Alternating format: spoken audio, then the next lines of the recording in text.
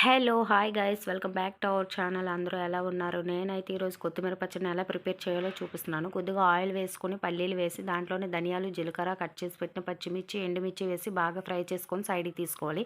అదే కళాయిలో కొద్దిగా ఆయిల్ వేసుకొని మనం కట్ చేసి పెట్టిన టమాటో వేసుకొని దాంట్లో కొద్దిగా సాల్ట్ పసుపు వేసి మూత పెట్టి బాగా సగ్గనివ్వాలి. ముందుగా మనం వాష్ చేసి పెట్టిన కొత్తిమీరను చిన్న చిన్న ముక్కలుగా కట్ చేసుకొని దాంట్లో యాడ్ చేసుకొని మంచిగా ఫ్రై చేసుకోవాలి. ముందుగా ఫ్రై చేసిన పల్లీలు మిక్సీ జార్లో వేసుకొని కొద్దిగా చింతపండు సాల్ట్ వేసి మంచి కచ్చబచ్చగా పేస్ట్ని అయితే ప్రిపేర్ చేసుకోవాలి. ఇవి బాగా సగ్గినాక కూల్ అయ్యాక దీన్ని కూడా మిక్సీ పట్టేసుకోవాలి మెత్తని పేస్ట్లా. ఇప్పుడు దీనికైతే పోపు పెట్టేసుకోవడమే. దీనికి పోపులు వేసుకొని కొద్దిగా ఎండుమిర్చి అట్లాగే దంచిన వెల్లుల్లి కొద్దిగా కరివేపాకు ఇంగువ వేసుకొని మనం పేస్ట్ చేసిన పేస్ట్ని కూడా యాడ్ చేసుకుంటే కొత్తిమీర పచ్చడి టేస్ట్ అయితే సూపర్గా ఉందండి. ఇన్ని రోజులు ఎలా మిస్ అయ్యామా ఎంత మంచి టేస్ట్ అని అనిపిస్తుంది. మీరు కూడా ఒకసారి ట్రై చేయండి. వీడియో నచ్చితే please like share and subscribe my channel. Thank